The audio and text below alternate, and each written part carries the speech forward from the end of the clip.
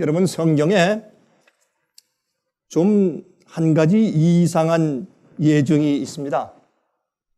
우리 성경 말씀을 읽으면서 그냥 우리가 상투적으로 사용해 왔고 또 늘 그렇게 해왔기 때문에 또 그렇게 들어왔기 때문에 별 생각 없이 받아들이고 있습니다만은 어떤 것들은 우리가 한번 짚어서 생각을 하고 지나가야 할, 좀 더 깊이 이해하고 지나가야 할 그런 부분들이 있는 것을 잘 압니다. 여러분, 노란 옷을 검은 물감에 적셔서 빨면 무슨 색깔이 됩니까? 검은 색깔이 됩니다. 그렇죠. 또 베이지 색깔의 옷을 빨간 물감에 담궈서 빨면 무슨 색깔이 나올까요? 빨간 색깔이 나옵니다. 그건 당연한 것이죠. 그런데 왜 성경은 말하기를 우리의 옷을 어린 양의 피에 빨아서 희게 하였느니라 그렇게 말합니까? 그건 이상한 거 아닙니까? 왜 우리의 옷을 피에 빨았는데 하얀 흰 옷이 되느냐 말입니다. 그래서 이 간단한 그런 용어 같지만은 우리가 한번 깊이 생각하고 짚고 지나가면 하나님께서 우리에게 베푸시는 은혜가 크고 주님께서 이렇게 말씀하심으로 우리에게 더 많이 생각하고 진리로 가까이 오라고 계획하신 그 섭리를 이해하게 되는 것입니다.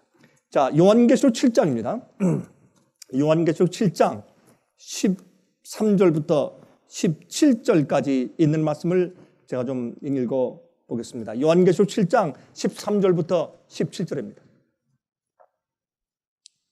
장로 중에 하나가 응답하여 내게 이르되 이 흰 옷 입은 자들이 누구며 또 어디서 왔느냐? 여러분, 이것은 14만 4천에 대해서 언급하신 말씀인 것을 우리가 잘 압니다. 여러분, 요한계시록 7장은 삽입구장입니다. 왜 삽입구장이라고 하는가? 여러분, 요한계시록에는 7에 대한 예언들이 몇 가지가 나옵니다. 7 교회가 있고 7 인이 있고 7 나팔이 있고 7 우레가 있고 7 재앙이 있습니다. 이런 말씀들 가운데서 사실은 그 예언적으로 가장 많이 설명해 주신 것들이 바로 7 교회들과 7 인들과 7 나팔들입니다. 7 교회는 이 초대교회부터 예수께서 재림하실 때까지의 7 그리스도 교회의 시대들 가운데서 교회의 영적인 상태를 미리 알려주시는 말씀입니다. 7 인은 그 같은 동 7 시대를 지나가면서 교회 안에 영적인 특징과 또한 밖에서 교회에게 압력을 주는 일 때문에 교회에 어떤 결과가 생기는가, 그래서 하나님께서 인을 치신단 말입니다. 인을 치는 것은 심판하신다는 의미죠.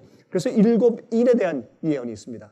7 나팔은 교회 밖의 세상에서 일어나고 있는 7 그 시대들 동안의 투쟁들과 전쟁들과 큰 사건들을 미리 예언해 주시는 것이 7 나팔입니다. 그런데 이 7장은 말이죠, 7 인 가운데서 6번째 인이 끝나고 나서 7번째 인에 넘어가기 전에 그 사이에 중간에 삽입해서 끼워 넣어 주셨습니다. 왜? 그것은 이제 6번째 인의 맨 마지막에 질문한 그 질문이 너무나 중요한 것이기 때문에 그렇습니다. 여러분, 6째 인을 주님께서 떼시고 그 맨 마지막에 어떤 질문으로 그 6째 인이 끝납니까?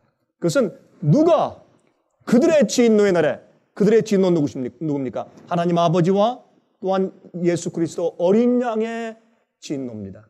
예수께서 재림하시는 날입니다. 이 세상의 죄의 역사가 끝났습니다. 심판이 끝났습니다. 중보가 끝났습니다. 이젠 주님께서 죄인들을 사하시기 위해서 오시는 것이 아니라 주님께서 의인들을 데려가시기 위해서 다시 이 땅에 오시는 것입니다. 여러분, 예수님께서 죄인들을 위해서 구세주로 오셨지만 이제는 구속주로서 대속하신 자들을 영원한 나라로 데려가시기 위해서 주님께서 구름 타고 오시는 것입니다. 그런데 이러할 때 맨 마지막에 어떤 일이 있는가? 하늘의 궁창이 타서 없어지고 하늘이 두루마리처럼 말려가 버리고 악인들이 산과 바위에게 말하기를 차라리 우리 머리에 떨어져서 우리로 하여금 저 어린 양의 진노에서 우리를 가리우라 라고 소리치는 그런 끔찍한 이야기가 기록되어 있습니다. 해달별의 징조에 대한 이야기가 6절인에 기록되어 있습니다. 이렇게 예수께서 재림하시기 직전에 7 교회 시대 맨 마지막 시대에 살고 있는 그 사람들, 마지막 시대에 살고 있는 그 교회가 어떠한 징조의 일련의 징조의 사건들을 볼 것인가 하는 것을 기록한 다음에 끝에 이렇게 질문하고 마치는 것입니다. 누가 이 진노의 날에 능히 서겠느냐? 여러분, 이 질문은 이 인류들 모두가 각 개인이 심각하게 마음속에 생각하며 답변해야 할 가장 중요한 질문입니다. 누가 예수 그리스도의 재림날에 어린 양의 진노의 날에 설 수 있겠느냐? 여러분, 어린 양이 진노를 부려봐야 얼마나 부리겠습니까? 어린 양, 참 그 가냘프게 생기고 정말 조금만 꽉 쥐어도 죽을 것 같은 그 순진하고 정말 그 연약하게 생긴 하얀 어린 양. 그 어린 양이 무슨 얼굴을 어떻게 했길래 진노의 날입니까? 어린 양의 진노의 날이 무섭습니까? 그것은 다른 것이 아니라 죄의 문제입니다. 예수님의 구원은 우리 속에 있는 죄를 없애시는 하나님의 역사입니다. 그래서 오늘날 많은 교회에 마귀가 퍼뜨려 놓은 잘못된 가르침은 뭐냐 하면 우리가 죄 가운데서도 구원받는다는 것입니다. 꼭 그렇게 말은 하지 않지만은 그렇게 사람들이 이해하고 위로받고 살 수 있도록 교리를 만들고 그렇게 사람들에게 가르쳐 오는 것입니다. 그래서 여러분, 어린 양이 얼마나 귀엽습니까? 그 어린 양이 무슨 얼굴을 찡그려서 어떻게 했길래 어린 양의 진노의 날이 두렵습니까? 그것은 마음 가운데 죄를 해결하지 못하면 어린 양의 재림이 두려운 것입니다. 무서운 것입니다. 여러분, 1800년도 중반에 미국과 유럽과 아프리카와 남미, 심지어 세계 전체에서 여러 사람들이 일어나서 예수께서 다시 오신다는 예수 재림에 대한 그 운동을 시작했습니다. 그 당시에 2패로 나눠졌습니다. 어느 곳에 있든지 이 세상에 믿는 자들은 2무리로 갈라졌습니다. 한 사람들은 그 기회를 받아들이고 정말 기뻐하며 회개하면서 그날을 바라보고 준비하는 자들이 있었을 뿐더러 아니면 이런 핑계 저런 핑계 극단이다 광신이다 날짜를 정한다 이렇게 해서 반대하는 무리들이 있었습니다. 여러분, 정말 그 당시에 이런 재림 운동에 참석했던 자들이 이런 간증을 했습니다. 그 당시에 정말 예수님의 다시 오시는 재림을 사모하는 자들은 다 기쁘게 예수님께서 오시는 재림에 대한 그 운동을 마음속 깊이 받아들였다. 그러나 예수께서 속히 오기를 바라지 않는 사람들은 다 이런 핑계 저런 핑계대로 그들은 그것을 반대하였다. 그리고 핍박하였다. 그리고 우리를 출교하였다. 이런 글들을 남겼습니다. 그러므로 어린 양의 진노의 날에 두려워하는 자들은 무엇이냐면 마음속에 죄의 문제를 하나님의 은혜를 따라서 해결한 경험이 아직 없는 사람들입니다. 하나님은 소멸하는 불입니다. 주님께서 우리를 불로 태우려고 의도하시는 것이 아니라 죄를 가진 자들은 하나님 앞에 설 수가 없습니다. 불법을 행하는 자들은 주님 앞에 설 수가 없는 것입니다. 그러므로 여기에 누가 감히 그 어린 양의 진노 날에 설 것이냐 라고 물었을 때 그 7번째 인으로 지나가기 바로 전에 잠깐 한 장, 요한계시록 이 중요한 계시록 가운데서 한 장을 할애해서 삽입 9장을 만들어서 바로 이러한 자들이 그때 산다 라고 설명해 주는 것이 요한계시록 7장입니다. 그래서 드디어 여기에 14만 4천에 대한 말씀이 소개되어 있는 것입니다. 자, 여기 이제 다시 읽읍시다. 장로 중에 하나가 응답하여 내게 이르되 이 흰 옷 입은 자들이 누구며 또 어디서 왔느뇨? 내가 가로되 내 주여 당신이 알리다 하니 그가 나더러 이르되 이는 큰 환난에서 나오는 자들인데 어린 양의 피에 그 옷을 씻어 희게 하였느니라. 오늘 제가 말씀드리는 그 말씀의 제목이 여기 나오지 않습니까? 어린 양의 피에 옷을 씻어 희게 하였느니라. 이 옷은 우리의 옷감 옷이 아니라 우리 마음속에 품성에 오신 것을 여러분들이 너무나 잘 아십니다.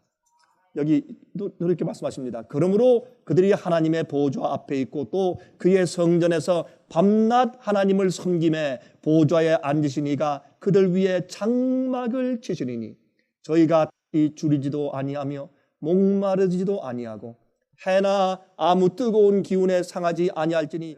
여기에 이들은 말이죠. 이들은 큰 환난에서 나오는 사람들, 앞으로 죽음을 맛보지 않고 승천할 사람들, 그렇죠?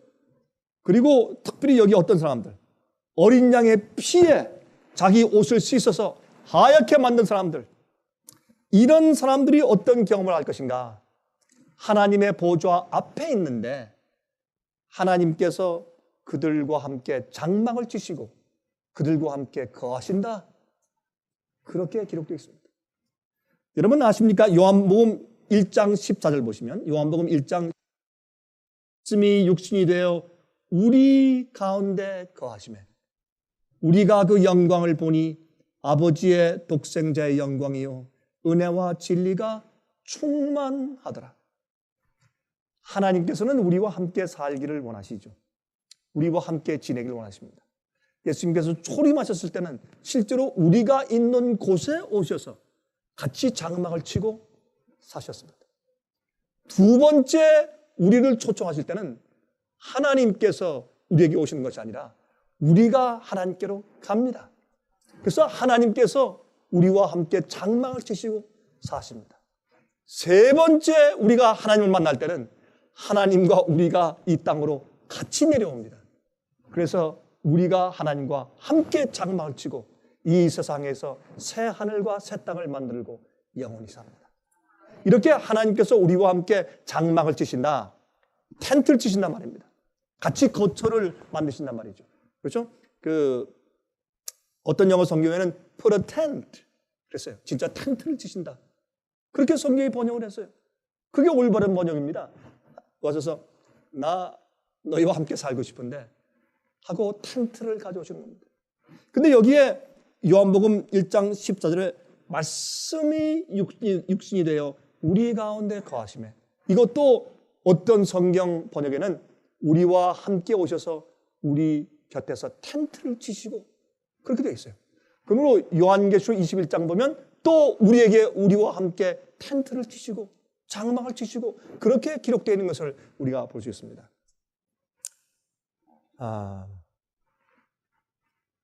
예수님께서 우리와 함께 장막을 치고 함께 사실 때 우리 인간의 형상을 쓰셨습니다.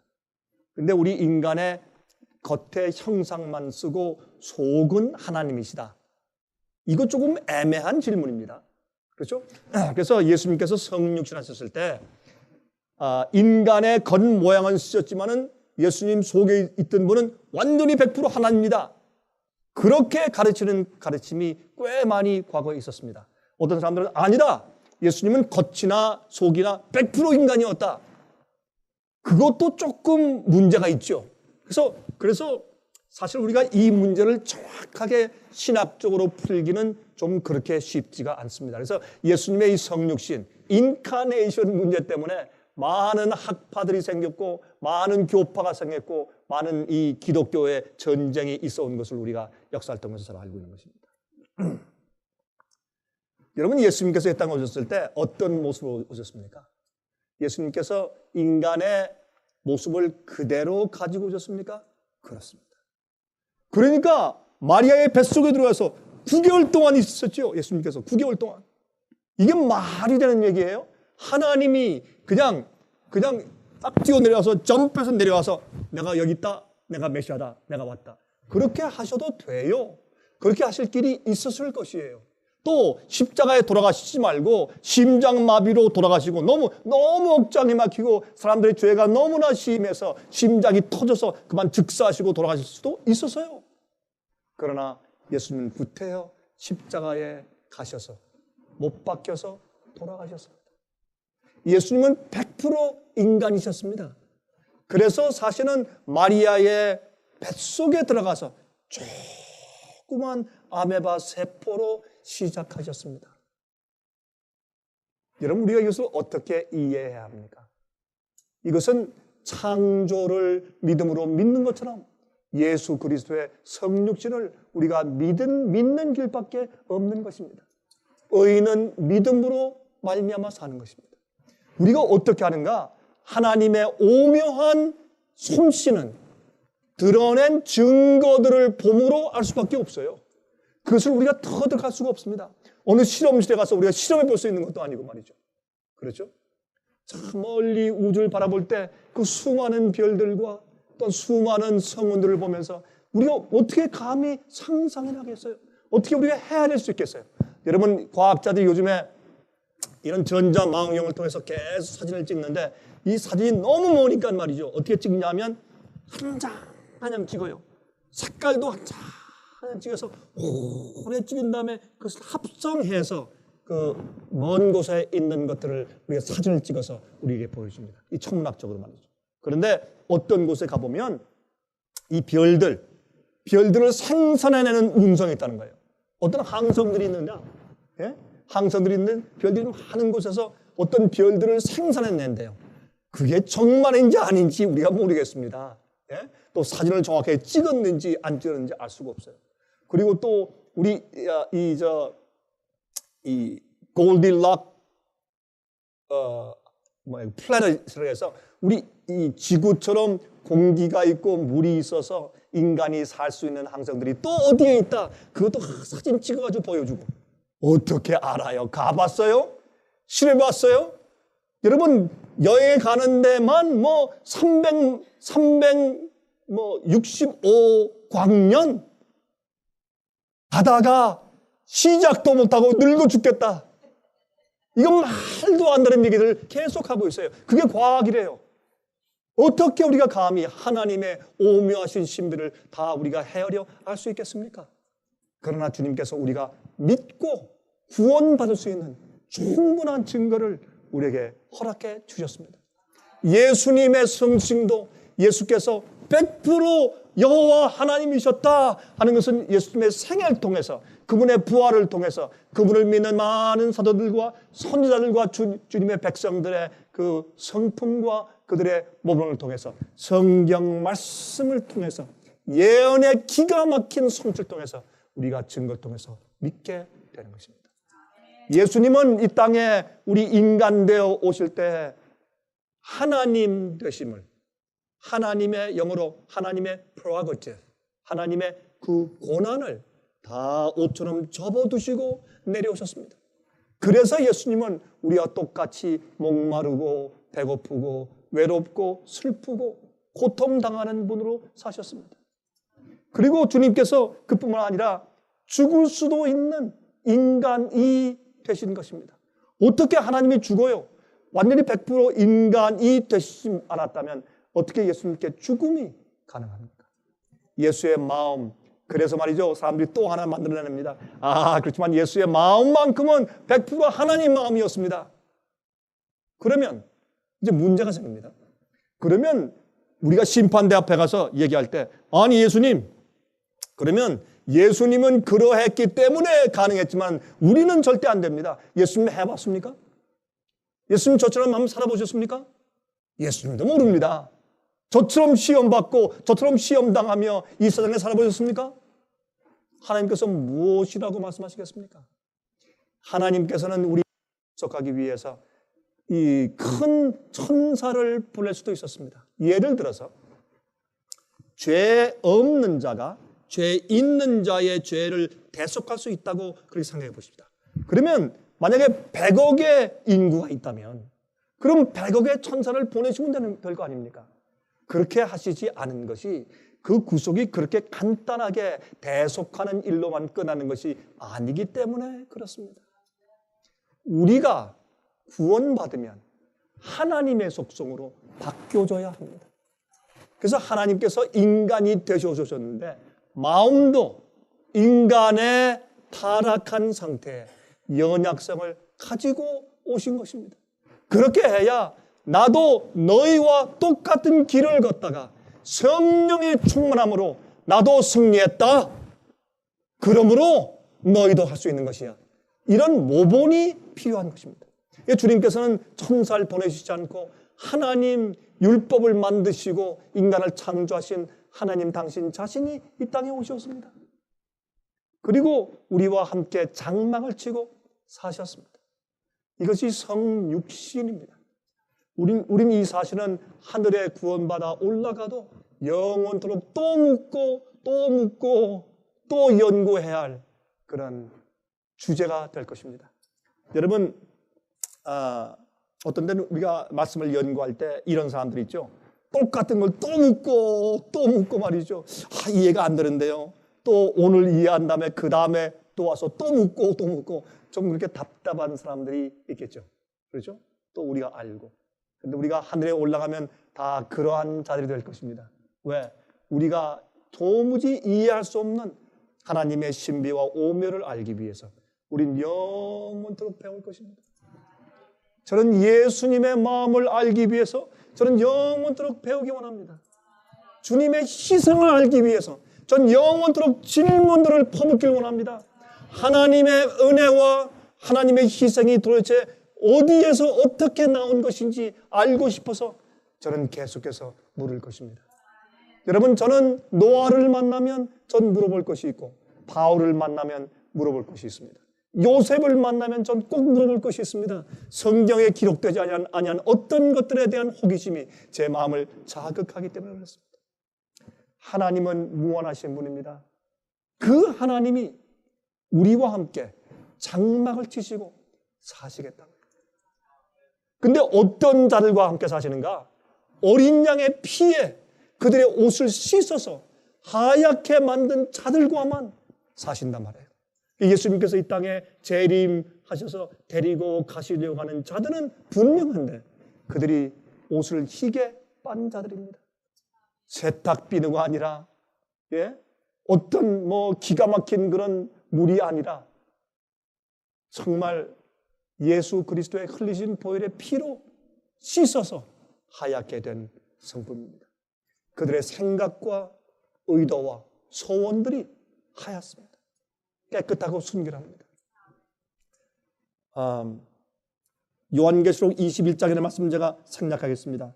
여기에도 보면 3절에 이런 말씀이 있어요. 내가 들으니 보좌에서 큰 음성이 나서 가로되 보라 하나님의 장막이 사람들과 함께 있음에 하나님이 저희와 함께 거하시리니. 이건 놀라운 얘기 아닙니까? 하나님의 장막이 우리와 함께 거해요. 여러분, 이 대목은 이 새 예루살렘 성이 그 안에 의인들이 타고 있고 또 예수님께서 하얀 보좌 위에 들리워서 계시고 그 주위에 천천만만 천사가 크게 옹이하면서 하늘에서 이 땅에 내려오는데 그 내려오는 것을 마치 신부가 신랑을 위해서 단장한 것 같다고 아름답다고 표현했어요. 사도 요한은. 그것밖에는 더 이상 아름다운 것을 이 사도 요한은 표현할 수 없었기 때문에. 그런데 와서 우리와 함께 장막을 치시는데 하나님 말이죠. 한번 장막을 치신 다음에 거두어서 가버리신 분이 아니에요. 이 땅에 내려오신 다음에 우리와 함께 사시면 이 지구가 우주의 중심부가 될 것입니다. 자, 제가 이 얘기를 시작하면 또 한참 지나가니까 제가 생략하고 계속하십니다. 자, 피가 어떻게 죄를 씻습니까? 어떻게 피가 죄를 씻습니까? 요한계시록 1장 5절과 6절을 보면 다음과 같은 말씀이 있어요. 또 충성된 증인으로 죽은 자들 가운데서 먼저 나시고 땅의 임금들의 머리가 되신 예수 그리스도로 말미암아 은혜와 평강이 너에게 있기를 원하노라.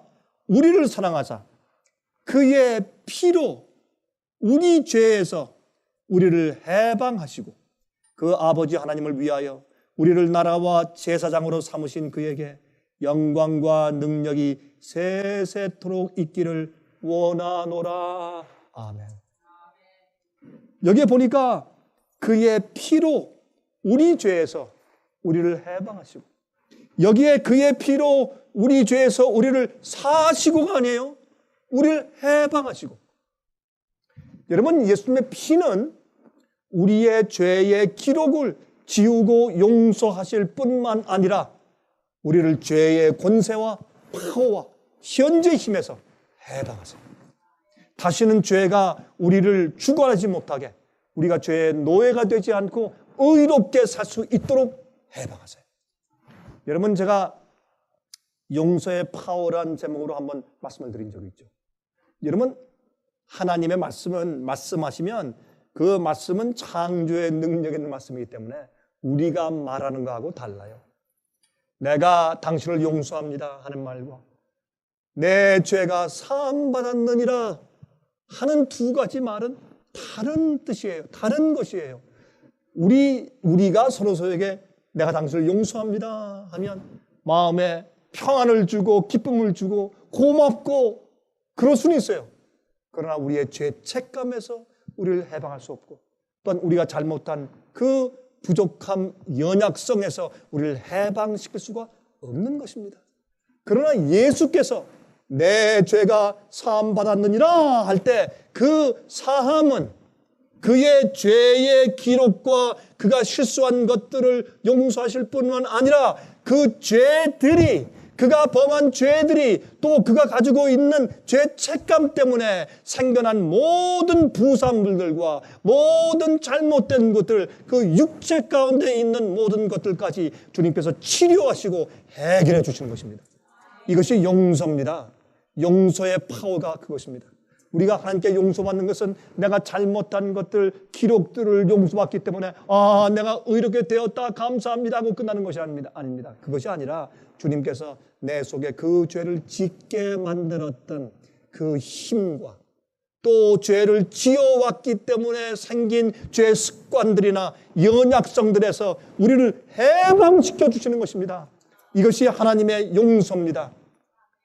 이것을 무엇으로 하신다? 피로 하신다. 피로 하신다. 그렇게 말씀되어 있는 것입니다. 여러분, 주님께서 피를 흘리신 이유와 그 약속을 믿으면 죄의 파워에서 우리가 해방돼요. 죄의 파워에서 해방돼요. 예수님께서 십자가에 돌아가실 때 어떻게 돌아가셨습니까? 이렇게 팔을 벌리시고 내가 심히 괴롭다. 심히 아프다. 내가 견딜 수가 없다. 하고 천천히 피를 흘리시고 너무 힘드셔서 조용히 천천히 고개를 숙이시고 운명하시니라. 그렇게 했습니까? 아니죠. 예수님께서는 어떻게 해요? 소리를 지르셨어요. 다 이루었다. 아버지여, 내 영혼을 당신의 손에 의탁합니다 하고 갑자기 고개를 떨구시고 즉사하셨어요. 한 의사는 해석하기를 나는 의사로서 증거하는데 이것은 심장 파열로 돌아가신 겁니다. 십자가의 고통과 십자가에 못 박히는 그 사형제 때문에 돌아가신 것이 아니라 예수님은 죄의 무게를 견딜 수 없어서 예수님의 심장이 파열되었습니다. 그래서 예수님께서 즉시로 갑작스레 고개를 떨구다 돌아가셨습니다. 그리고 또 한 가지 증거는 이제 죽었는지 죽지 않았는지 알기 위해서 이 로마 군병 한 사람이 예수님의 옆구리를 밑에서 깊이 창으로 찔렀을 때 그때 그 창끝이 예수님의 폐로 들어간 겁니다. 거기에 심장이 파열되어서 고여있던 피가 혈총과 혈구로 갈라졌습니다. 혈구는 빨갛고 혈총은 맑은 물처럼 이렇게 위에 떴습니다. 시간이 조금 지났기 때문에. 그러나 이 창이 들어가서 그걸 꿰뚫었을 때 물과 피가 흘렀다고 성경은 적습니다. 그는 이렇게 말했습니다. 나는 의사로서 증거합니다. 이것은 심장에 파열된 결정적인 증거입니다. 예수님은 이 땅에 사실 때 무엇이 제일 괴로웠느냐? 인간들이 너무 악함을 보시고 괴로웠습니다. 인간이 죄를 짓는 것을 보시고 괴로우셨습니다. 그리고 더 괴로운 것은 인간이 그런 죄를 지면서도 아무렇지 않게 그냥 살고 있는 것을 볼 때 예수님께서 가슴이 찢어지셨습니다. 왜 그러할까요? 하나님의 구원은 우리를 그러한 상태에서 구원해내시는 것이 하나님의 구원이기 때문에 그러합니다. 여러분, 예수님께서 심장이 터지신 이유를 우리가 설명하려면 또 시간이 많이 가죠.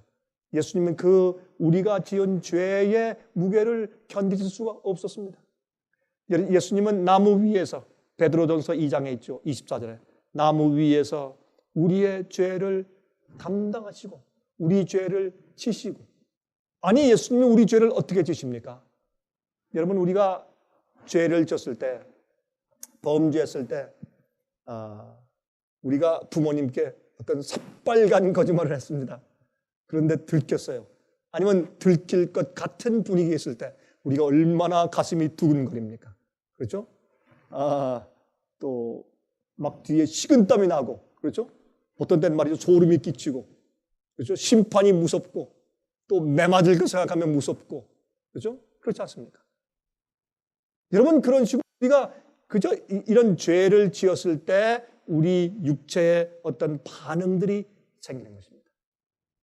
그런데 예수님께서 그런 모든 인간들이 지은 모든 죄악들을 마치 예수님 당신 자신이 그렇게 죄를 저지른 것처럼, 지은 것처럼 주님께서 담당하시고 받으신 겁니다. 우리가 지은 모든, 자, 몇 명이야? 84억 2천 명이야? 그래, 그럼 84억 2천 권의 책을 가져와라. 내가 대신 질게. 이것이 아니었단 말입니다. 예수님이 우리의 죄를 담당하신 것은 예수님의 capacity, 예수님의 지시는 그 용량은 우리보다 훨씬 컸어요.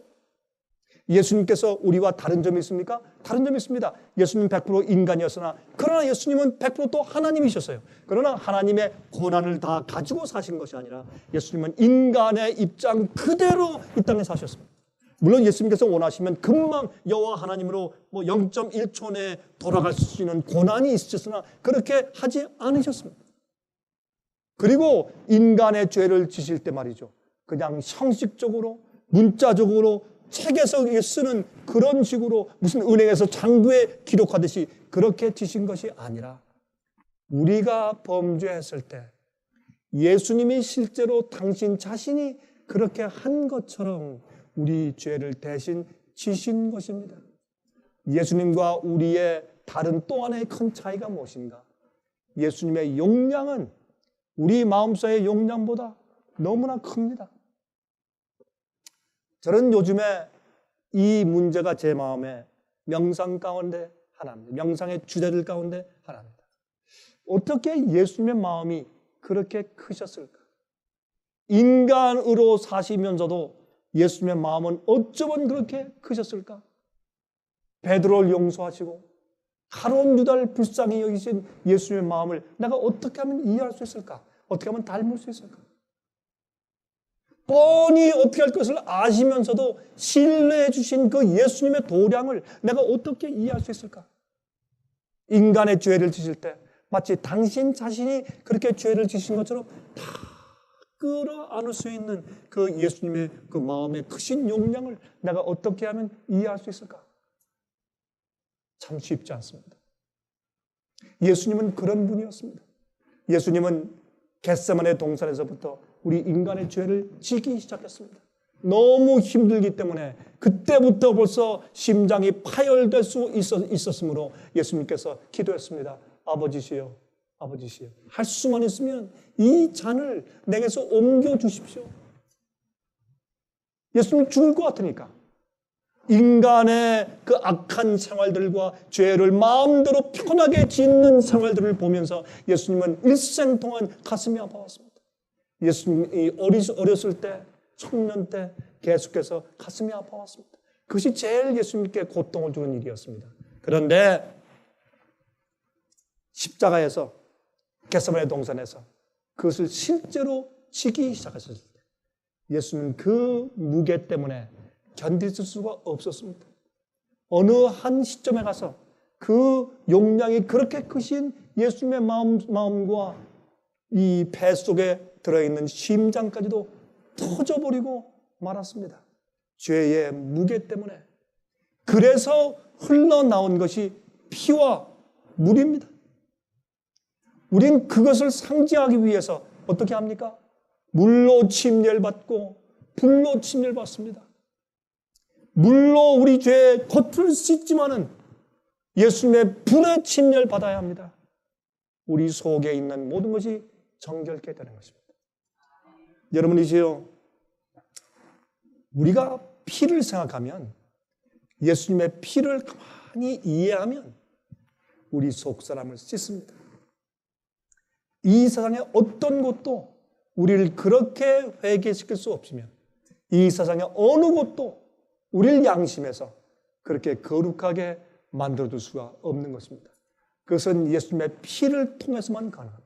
성경에 말씀하기를 피 속에 생명이 있다고 했습니다. 정말입니다.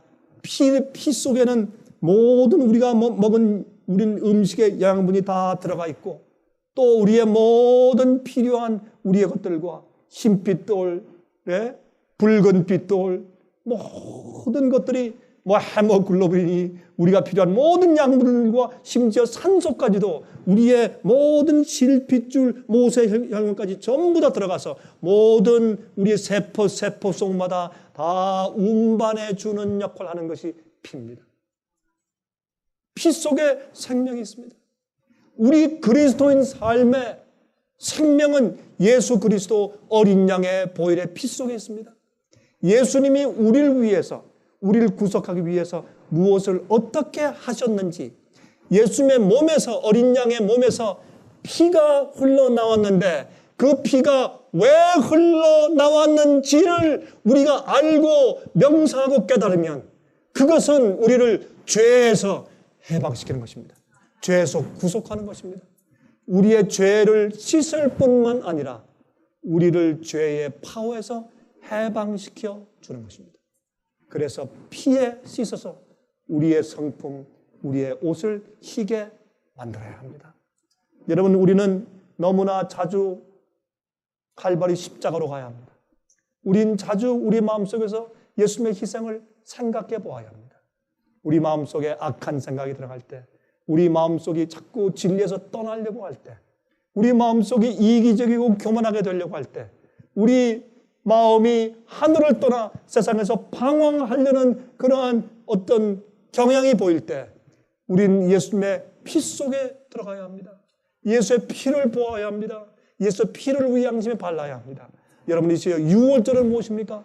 뛰어넘었다는 뜻 아닙니까? Pass over. 무엇이? 심판이.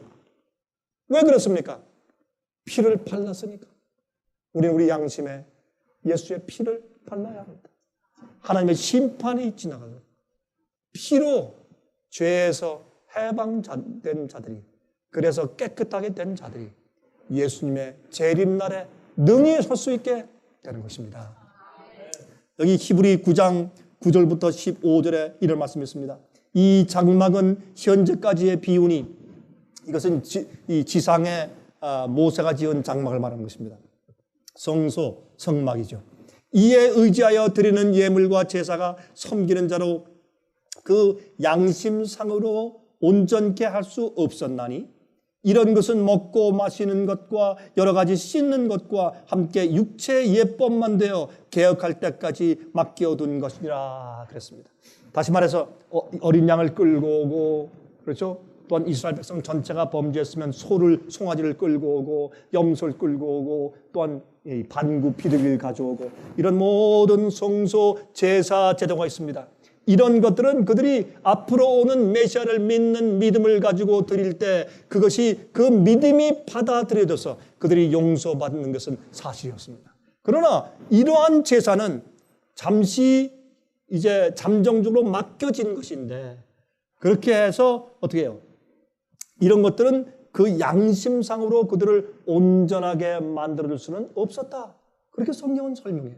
그러면 개혁할 때까지 맡겨둔 것이라 무엇으로 개혁할 때? 하늘 성소로 예수님께서 승천해서 들어가실 때 하늘 성소에 부활하시고 승천해서 하늘 성소로 들어가셔서 거기서 우리의 중보자가 되시고 대제사장 되실 때 그때는 이 성소 사업이 개혁된 것입니다. 더 이상 지상 성소는 필요가 없었습니다.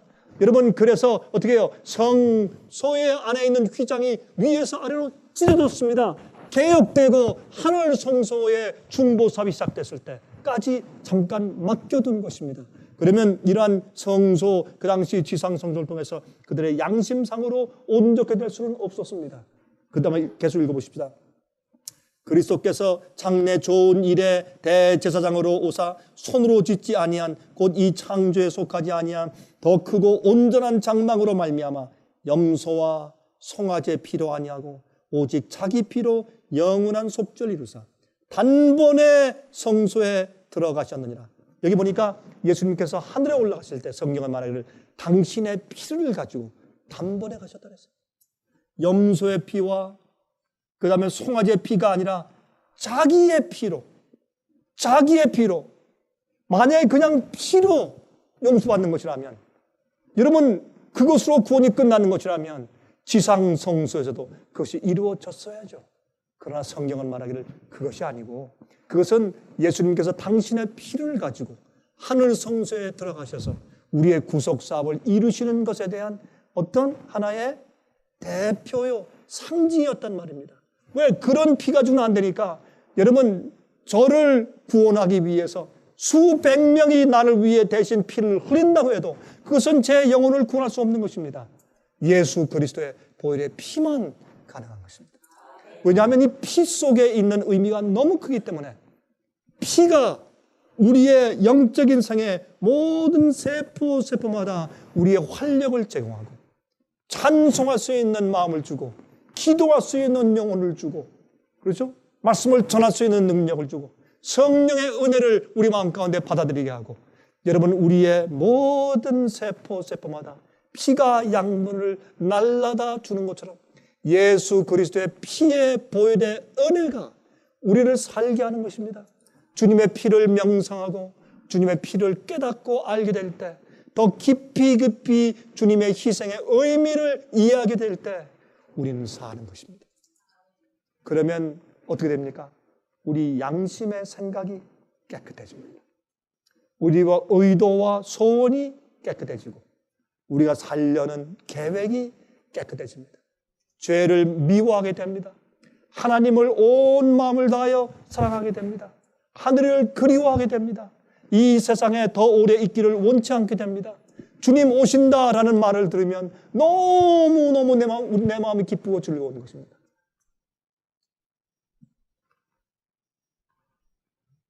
(13절) 염소와 황소의 피와 및 암송아지의 죄로 부정한 자에게 뿌려 그 육체를 정결케 하여 거룩케 하거든. 자, 요 다음에 있는 말씀을 읽기 전에 제가 이거 한 말씀을 드리는 거 잊어버렸네요. 예수께서 피로 영원한 속죄를 이루사 단번에 성소에 들어가셨다. 이 말씀을 인용하면서 어떤 성경에는 예수님께서 단번에 지성소에 들어가셨다. 그렇게 번역이 되어 있어요. 그래서 그것 때문에 많은 사람들이 하늘의 성소 제도, 하늘의 성막 제도가 있고 예수님께서 하늘 성소에 들어가셔서 거기서 중보 사업을 하고 계신다 하는 것을 부인하는 사람들이 많이 생기는 것입니다. 근데 단번에 성소에 들어갔었다라는 뜻은 뭐냐면, 여러분 성소를 말할 때 헬라어 원어에 두 가지 말을 여러분들이 기억하셔야 합니다. 하기오, 하기오스. 이 두 가지 단어가 있어요. 그러니까 하기오하고 하기오스가 달라요. 하기야는 성소 전체를 말하는 것이에요.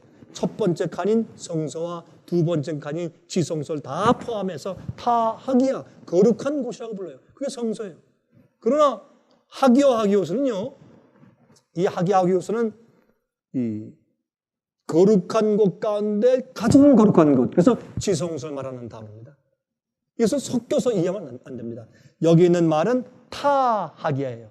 예수께서 승천하실 때 하늘 성소로 들어가셨다는 얘기지, 직접 지성소로 가셨다는 뜻은 아닌 것을 우리가 이해해야 할 것입니다. 자, 그러면 이제 여기에 13절에 염소와 황소의 피가 암송아지의 재로 뿌려서 그 육체를 정결케 하는 의식을 했는데, 옛날 그 지상성소에서 14절 하물며 영원하신 성령으로 말미암아 흠 없는 자기를 하나님께 드린 그리스도의 피가, 자 보세요, 어찌 너희 양심으로, 우리 양심에는 무엇이 있습니까? 우리 마음속에 무엇이 있습니까? 생각, 의도, 감정, 품성, 우리의 이 나를 구성하는, 나를 이루는 가장 기본적인 것들이 다 들어있는 것이 우리의 마음과 양심이에요. 그렇죠? 자, 우리의 이 그리스도의 피가 어찌 너희 양심으로 죽은 행실에서 깨끗하게 하고 살아계신 하나님을 섬기게 못하겠느냐? 자, 여기 보니까 우리가 구원받는 것이 뭐예요? 우리가 씻는다. 우리의 흰옷을 예수님의 피에 씻어서 하얗게 했다라는 것은 무슨 뜻입니까? 우리가 양심으로, 우리의 생각 구조에서, 우리의 감정의 구조에서 어떻게 해요? 죽은 행실에서 깨끗하게 만들어야 돼요. 우리의 속사람을 깨끗하게 만들어줘야 돼요. 그리고 죽은 행실에서 깨끗하게 만들어줘야 돼요. 생각과 행동에서. 그렇죠? 믿음과 행실이죠. 이 두 가지를 다 정결하고 깨끗하게 만들어 주어야 합니다. 그리고 살아계신 하나님을 섬기게 못하겠느냐? 그렇게 씻은 다음에 우리의 삶은 하나님을 섬기는 삶으로 바뀌어져야 합니다. 우리의 모든 삶이 하나님을 중심으로, 하나님을 첫째로 하는 그런 삶이 되어야 합니다. 그러므로 여기에는 믿음으로 말미암는 의를 피에 씻는다는 흰옷으로 얼마나 간단하게 이렇게 다시 또 해석을 해 주셨는지 모릅니다. 이를 인하여 그는 새 언약의 중보니 이는 첫 언약 때에 범한 죄를 속하려고 주구사 부르심을 입은 자로 하여금 영원한 기업의 약속을 얻게 하려 하십니다. 여러분, 여기에 새 언약이 무엇입니까? 새 언약은 예레미야 31장 또 에스겔 36장에 구약에 이미 기록해 놓은 것이죠. 우리 마음에 하나님의 법을 기록해 주시는 것입니다. 우리 딱딱한 마음을 부드러운 마음으로 변화시켜 주시는 것입니다. 그것을 구약 성경에는 어떻게 표현했느냐? 우리의 stony heart, 돌 같은 마음을 fish heart, 물고기처럼 아주 말랑말랑한 마음으로 바꿔주겠다. 그렇게 히브리 말에는 표현했어요. 돌의 마음이 아니라 물고기 마음. 그래서 예수님은 새 언약의 중보다 그렇게 말씀하십니다. 그것이 새 언약입니까? 새 언약은 우리 마음 속에서 이루어지는 것입니까? 오늘날 이 새 언약 시대에 살고 있는 많은 그리스도인들이 옛 언약에 살고 있는 것은 그들은 바로 피로 정결케 된 경험이 없기 때문에 그렇습니다. 그들은 진리를 알고 혹시 교리를 알고 또 의식을 행할지 모르지만 그러나 예수님의 피에 그들의 마음을 적셔서 양심으로 정결케 된 경험이 없어요. 요한계시록 12장 11절입니다. 또 여러 형제가 어린 양의 피와 자기의 증거하는 말을 인하여 저를 이기었으니 그들은 죽기까지 자기 생명을 아끼지 아니하였도다. 이게 무슨 말입니까? 어린 양의 피와 자기의 증거하는 말로 마귀를 이겼어요. 여러분이 이 말씀을 원어 성경의 뜻을 그대로 직역한다면 이렇게 할 수 있어요. 피 때문에, 피에 기초해서 어린 양의 피에 의거하여, 그렇게 번역할 수 있어요. 그러니까 어린 양의 피로 이겼다. 무슨 말이에요? 어린 양의 피의 약속을 주님께서 내 죄를 사하셨다라는 믿음으로 증거하는 것입니다. 또 그 어린 양의 피가 내 양심을 깨끗하게 씻었다. 나를 죄의 파워에서 해방시켜 주셨다라는 증거입니다. 근데 그 증거를 어떻게 해요? 나의 말로 증거해야 돼요.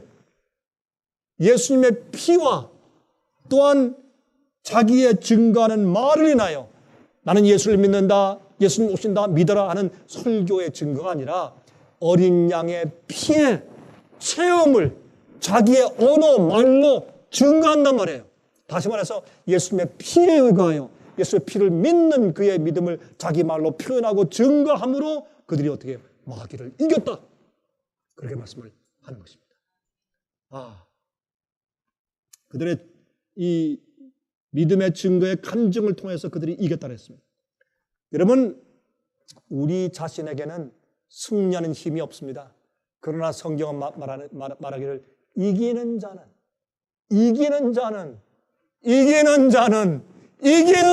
그랬어요. 이기지 않는 자는 안 돼요. 이기는 것은 어린 양의 보혈의 피에 그 힘이 있는 것입니다. 왜? 어린 양의 보혈의 피는 우리를 그렇게 할 수 있도록 만들어주는 피이기 때문에 그렇습니다. 우리의 싸움은 마귀와의 싸움입니다. 우리의 싸움은 죄와의 싸움입니다. 그래서 의인은 죄에 대한 승리를 의미해요. 죄에 대한 승리가 없는 의인은 가짜입니다. 그것은 사람들이 만들어 놓은 그런 모형인 것입니다. 예수님의 대속의 피, 예수님의 구원의 은혜, 예수님의 십자가의 사랑의 힘으로 우리가 이기는 것입니다. 그것을 체험했을 때 오는 우리의 간증은 남다른 것입니다. 베드로가 그것을 알기 이전이 아니라 안 이후에 성령을 받았을 때 그의 마음속에 나오는 간절한 설교는 사람들을 하루에 3,000명이나 회심시켰습니다. 형제들아, 우리가 어찌할꼬 하는 그런 회개의 탄식을 하도록 만든 것은 그 뻔뻔스러웠던 베드로가 예수님의 피에 의해서 양심이 정결케 되고 성령을 받자 그는 증거의 말씀으로 이겼는데 그의 증거는 예수님의 피에 의거한 증거였습니다. 자, 그러므로 사탄의 유혹을 물리치고 거절하며 질 위에서 우리가 주님과 함께 서고 주님과 함께 승리하며 고난받는 모든 것은 예수님의 피에 의거한 것입니다.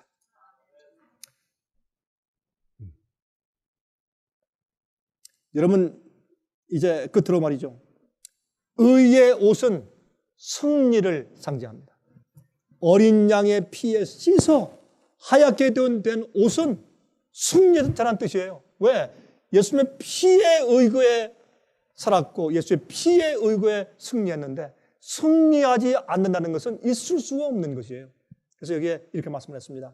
요한계시록 6장 9절부터 11절입니다. 다섯째 인을 떼실 때 내가 보니 하나님의 말씀과 저희의 가진 증거를 인하여 죽임을 당한 영혼들이 제단 아래에 있어 큰 소리로 불러가로되 거룩하고 참되신 대주제여 땅에 거하는 자들을 심판하여 우리 피를 신원하여 주지 아니하시기를 어느 때까지 하시려나이까 하니, 여러분, 여기에 피가 소리를 지르는 것은 이건 상징이죠. 죽은 영혼들이 가서 소리 지르는 것이 아닌 것을 알죠. 여러분, 그 가인과 아벨의 얘기를 알지 않습니까? 가인이 아벨을 쳐 죽였습니다. 그때 하나님께서 말씀하기를 가인아, 내 동생 아벨의 피가 땅에서 소리 지른다. 그것은 진짜 피가 소리를 지르는 것이 아니라 상징적으로 주님께서 말씀하신 것이죠. 이것도 마찬가지입니다.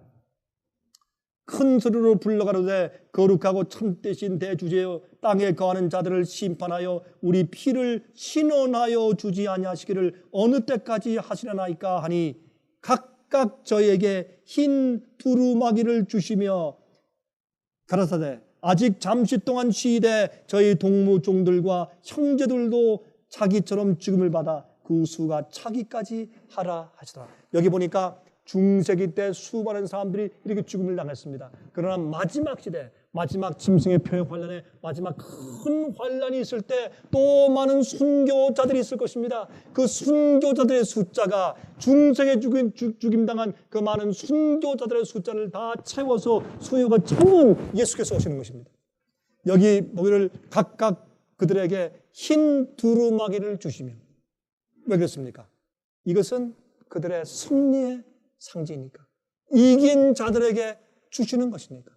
너희가 이 세상에서 사람들에게, 너희의 친척들에게, 너희의 친구들과 심지어 교우들에게 너희가 교회에서 많이 천대받고 어려움 당하고 박대를 받았지만 그러나 너희야말로 승리한 자들이다 라는 표로 그들에게 흰 옷을 주셨다 그 말입니다.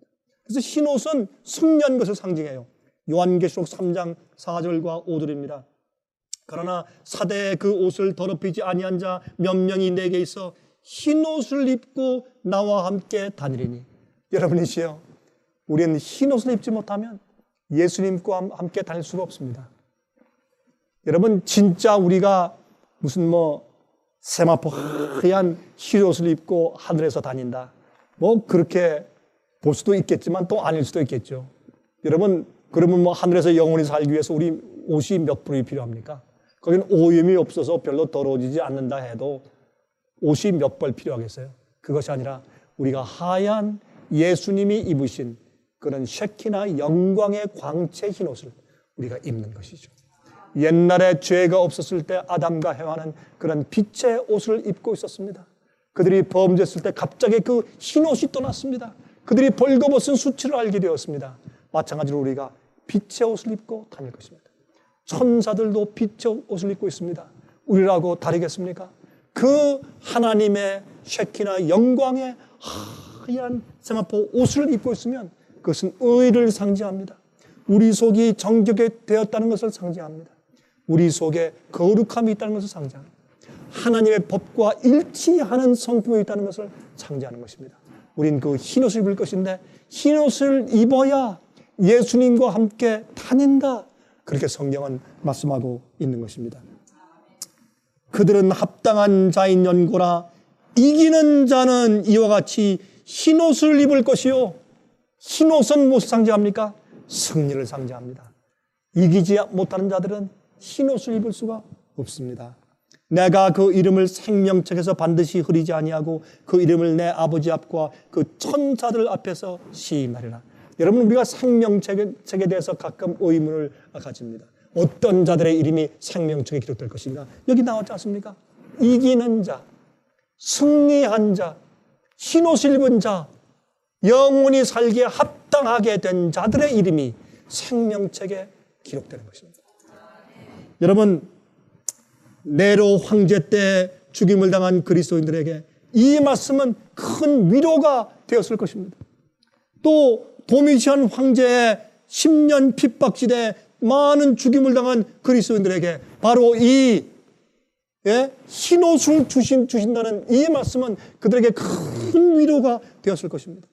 중세기 암흑시대 동안에 죽임을 당한 많은 그리스도인들에게 이 말씀은 큰 위로가 되었을 것입니다. 앞으로 큰 환난을 당면하고 있는 여러분과 저에게 이 말씀은 큰 위로가 되어야 할 것입니다. 제가 이제 한 말씀을 하고 제가 마치겠는데요. 제가 몇 년 전에 여기에 대한 그 말씀을 한번 드린 적이 있습니다. 그런데 여러분이 마지막 시대, 특별히 그 7 나팔 예언을 보면 5번째, 6번째, 7번째 나팔 예언을 화라고 해서 3가지 화라고 설명해 주셨습니다. 이 화는 다른 화가 아니라 바로 타락한 기독교회, 타락한 교황권을 치기 위하여 하나님께서 이 모하메드, 이슬람 교도의 군대, 이제 이슬람 군대를 일으켜서 말이죠. 사막에서부터 일으켜서 치게 하셨어요. 그걸 허용하셨어요. 그래서 그러할 때에 종교 개혁자들이 로마 군인들에 의해서 아니면 또 핍박하는 교회의 군인들에 의해서 그들이 막 도망치고 쫓기며 죽게 되었을 때, 그때 갑자기 이슬람 군대가 쳐들어왔을 때 그들이 군대의 수를 돌려서 그들을 막기 위해서 가면은 살아나고 이렇게 해서 이 사실은 어떤 의미에서 하나님의 섭리로 이슬람 군대의 공격, 오스만 터키 군대의 공격 때문에 사실은 종교 개혁자들이 많은 죽음에서 참 모면한 그런 경험들이 있습니다. 여러분 아십니까? 하나님께서 이슬람을 일으킨 것은 아니나 하나님께서 그들도 사용하셨어요. 그래서 이 서방 교회에서 만든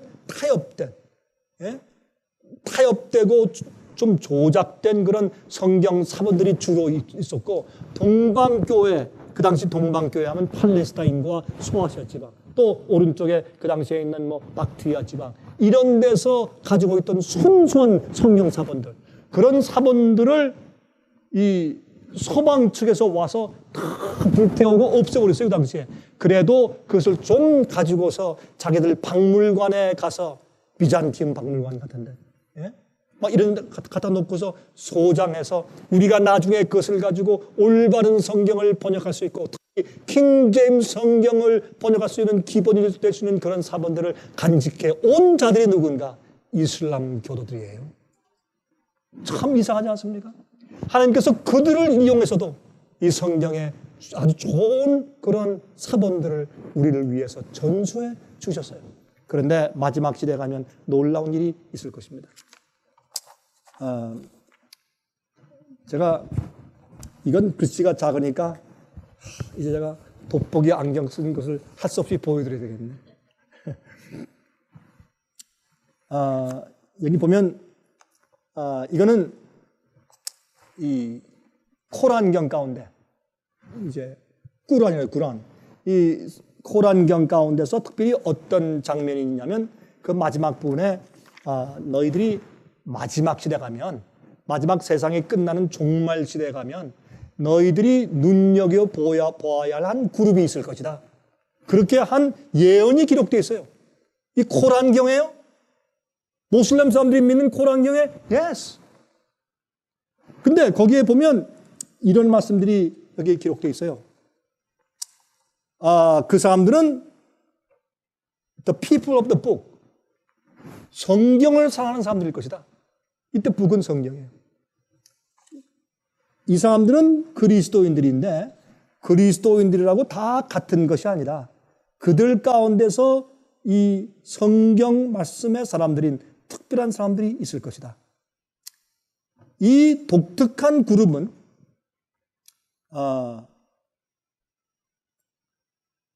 그들은 의롭다고 불려질 것인데 그들은 이 잘못된 일들은 하지 아니한다. 그들은 정말 의로운 사람들일 것이다. 이렇게 표현됐어요. 그리고 흥미있는 것은 말이죠. 여기에 어떤 말씀이냐면 이 사람들은 이 주일 중에 끝날을 지키는 사람들이다.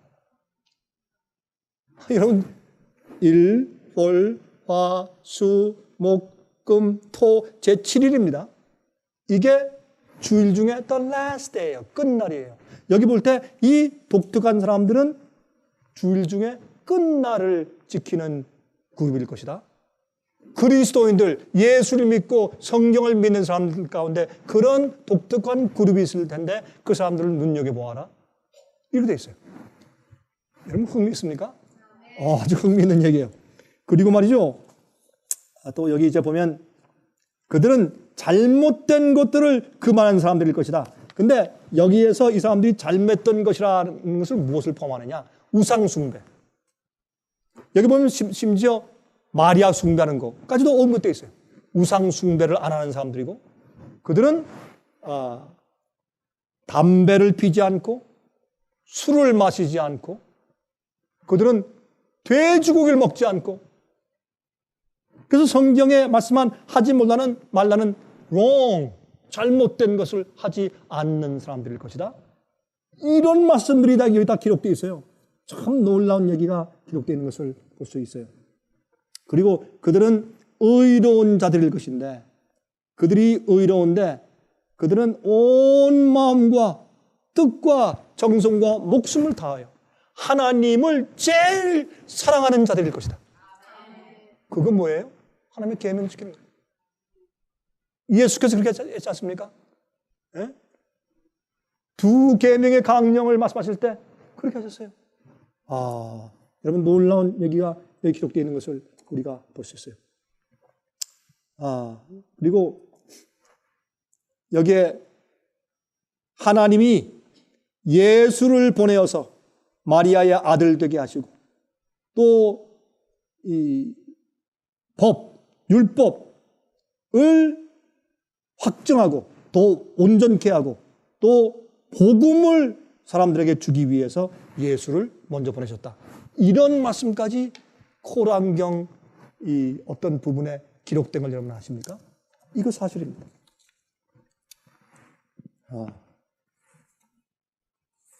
근데 여기에 어떤 이제 하나님 말할 때 알라신, 알라라고 표현됐지만 사실 이것은 하나님을 말하는 것이요.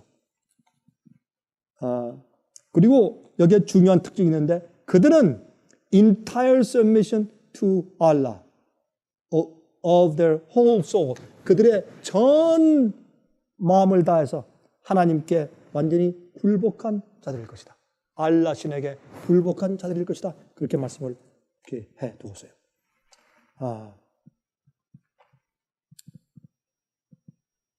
그 다음에 그들은 이 예수가 곧 다시 온다는 것을 믿고 이 세상 역사의 마지막 날을 사는 사람들일 것이다. 이러한 그리스도인들 중에 특정한 그룹을 눈여겨보아라. 이런 말씀이 기록됐어요. 제가 옛날에 제가 몇 년 전에 제가 이 말씀을 좀 말씀드렸을 때 제가 이렇게 말씀드렸죠. 혹시 앞으로 어려울 때, 환란이 올 때 혹시 이들이 하나님의 참 백성들을 보호해 주는 역할을 할 수 있을까? 그럴 수 있을지 모른다고 제가 말씀을 드렸습니다. 여러분 옛날에 말이죠. 옛날에도 큰 핍박들이 있을 때, 아니 핍박이라는 것보다 이 모슬렘 군대가 각 마을들에 쳐들어와서 말이죠. 사람들을 코란이냐 칼이냐 그 유명한 얘기 아닙니까? 그래서 사람들을 죽이고 막 불태우게 할 때 그때 이 이슬람 군대들에게 이 장군들이 명령한 두 가지가 있었습니다. 첫 번째, 그 사람들의 과실나무는 건드리지 말아라. 왜? 사람들이 먹는 음식은 다치지 마라. 또 가축들 죽이지 말아라. 두 번째, 제7일을 지키는 사람들은 죽이지 말아라. 그러한 명령이 옛날에도 한번 있었습니다. 참 놀라운 얘기 아닙니까? 여러분이시요. 그런데 이 말씀 가운데도 얘기하기를 이 사람들은 의로운 사람들 것이다. 의로운 사람들 것이다. 여러분이시요. 우리는 예수님의 보혈의 피에 우리 옷을 씻어서 희게 해야 합니다. 그것은 우리의 힘으로 되는 것도 아니고 예수 그리스도의 희생과 은혜를 많이 생각하고 그것 때문에 드디어 우리 마음 가운데 도무지 악과 함께 할 수 없어요. 도무지 마귀의 제안과 제시에 협력할 수 없게 되어버리는 것입니다. 그러한 옷을 희게 하는 능력이 그래서 피에 씻어 하얗게 된 옷을 입고 다니시는 여러분 되시기를 간절히 바랍니다. 기도하겠습니다. 자비하신 하늘에 계신 우리 아버지 하나님, 우리가 간절히 소원합니다. 주께서 말씀하신 것처럼 피에 씻어 우리의 성품을 희게 해 주시옵소서. 우리의 생각과 우리의 습관들과 우리의 말과 우리의 모든 것들을 어디에 무엇으로 씻어도 정결케 할 수가 없습니다. 거룩하게 될 수가 없습니다. 하나님, 그러므로 우리가 십자가의 보혈 앞에 나갑니다. 생각하고 또 곱씹어 보고 우리가 명상하여 주님의 은혜와 사랑과 희생이 무엇인지를 깨닫기를 원합니다. 그리하여 그 피가 우리의 양심을 씻어서 하나님을 올바로 섬기게 되기를 소원합니다. 주여, 저희를 저희 죄에서 구원해 주시고 저희를 의롭게 해 주시옵소서. 살아계신 예수 그리스도의 거룩하신 이름으로 간절하게 기도합니다.